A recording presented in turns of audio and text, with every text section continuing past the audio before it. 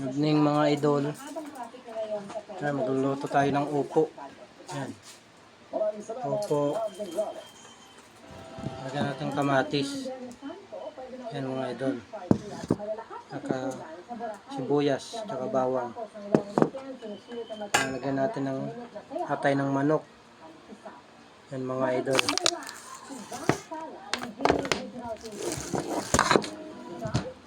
Buhay na buhay ulit ang night life dito sa isa ng Boracay. Tapos isang araw na pagbabawan ng mga parties at may ingay ng music alisunod sa memorandum order ng Malay LGU. Pero ilang mga turista ay napili pa rin na mag-relax sa mga payapang lugar sa isla. Maliban sa beachfront area ng Station 1, 2 at 3 sa Boracay, patok din sa mga turista ang Malaparaisong Puka Beach. Maraming pinipiling dito mag-enjoy kasamang pamilya dahil mas payapa at tahimik ang lugar. Beaches Puka Beach kasi nakita namin mas more relaxing siya, mas more chilling, which is yun talaga yung mga hinahanap namin. Malinis daw yung mga area dito, very refreshing. Sina June, maliban sa pamilya, ay sinama rin ang kanilang fur baby. Hindi yung crowded at makakapagbago na rin sa pamilya. Siyempre, hindi mawawala ang iba't ibang water activities. At ano pa ba ang pinakapatok kaya't dinarayo ang Boracay?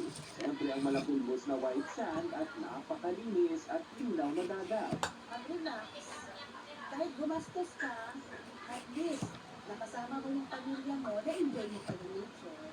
Epektibo kaninang alas 6 ng umaga, pinayagan na ang party sa isla. Kaya din ang pagpapatugtog ng malakas. Kaya naman balik-sigla na sa mga bar at iba pang establishmento. Ayon sa Malay Police, zero incident o walang mga nai-record na puno o mga paglabag sa protocol at memorandum order mula sa kapwa. So far din po, mo rin po, no record po tama tayo ng mga incident, like mga pumagase, or any kind of salisi. Pati po, wala rin pa rin po na-record ng mga nalulunod kasi yung mga paniwan po, marami rin po nagpapatulila na mga coast guard. Tila kahit na generally peaceful ngayon dito sa isa ng Boracay ay marami pa rin ang mga pulis na Malay PNP na nakabantay sa mga strategic areas lalo na sa beachfront area ng Boracay upang mapanatili ang seguridad ng mga nagbabakasyong turista. Narelitas dito sa isa ng Boracay, balik sa inyo. Maraming salamat, Don Sala, ng GMA Regional TV. Susunod. Ngayong Sabado de Gloria, pilikan ng Sabina sa Antipolo Cathedral, nagbihan. Ken Wheeler ang pinutang sasakyan nagkarambola at nahulog mula sa tulay sa Zamboanga del Sur. Dalawa, patay. At ang pinagsayak na puso at mga talakana sa buhay ng superstar Nora Ino. Tutok lang dito, ito pa to, weekend.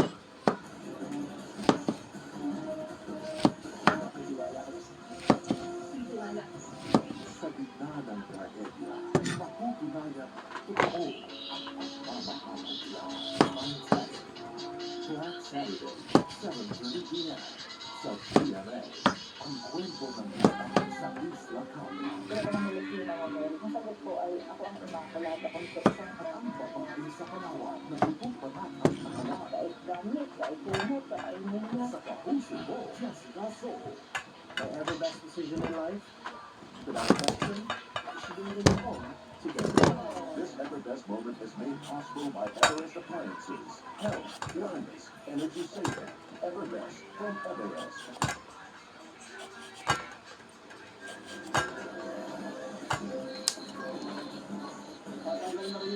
Nagkasunod sa Candle Station o Pilipan ng Kandila sa Antipolo Cathedral.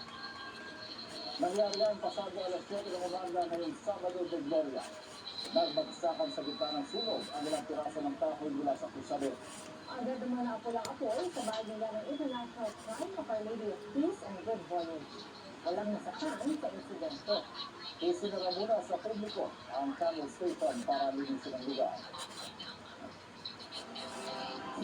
Ngayong umaga rin, hindi daw basa anin sa sasakyan na karambola sa Dinalinaw, Zamboanga del Sur. Ang ilang sasakyan na hulog mula sa tulay na pinanggalihan ng disgrasya. Dalawang pata, kabilang isang lalaki nakatambay lang sa lugar. Nakatutok si Efren Nana ng GMA Regional TV. Nahulog mula sa tulay sa barangay Pag-asa, Dumalinaw sa Boca del Sur ang nakataglit na four-wheeler at ibang mga sasakyan. Bunso dito ng karambola, mag-alas 10 ng umaga kanina sa tapat naman din ng Dumalinaw Police Station. May mga sakay pa na naiikip sa mga sasakyan. Agad naman nirescue ng NDRRMO at Regional Health Unit ang mga biktima. Dalawa ang death arrival sa ospital. Isang babaeng 70 anyos na sakay ng pickup truck at isang lalaking 50 anyos na nakatambay lang. Wasak ang ilang bahagi ng mga sasakyan dahil sa tingin ng aksidente. Batay sa kaunang investigasyon ng pulisya. Galing sa Bonga City at napuntang Pagalian City ang truck nang magpapos umano ang trailer nito. Nabangga nito ang isang pickup truck, minivan, delivery truck, motorsiklo at dalawang tricycle. Basta naman nakapark at merong tumatakbo in direction kung saan naglagi sila ng 10-wheeler truck. Di bababa sa 14 ang sagatan, pero patuloy sa itong pinagkakita ng autoridad. Makaharap sa patong-patong na reklamo ang driver ng delivery truck na sumuko at hawak na ng sisya. Sinusubukan sa isang kuhanan ng pahayag. Para sa GMA Integrated News, Efren Mama ng GMA Regional TV, nakatuto 24 oras.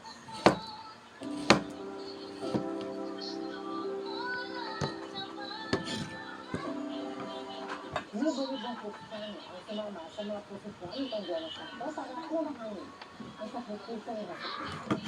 Yan at napakaganda at yung Holy Week. Thank you for watching. Opo. May kamatis, may atay ng manok.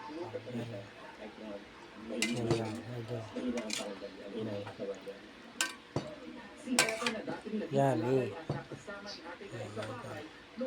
Opo. May atay ng manok. Saka may kamatis. Sa pagkain, kailangan pantay. Wala pagkain na 200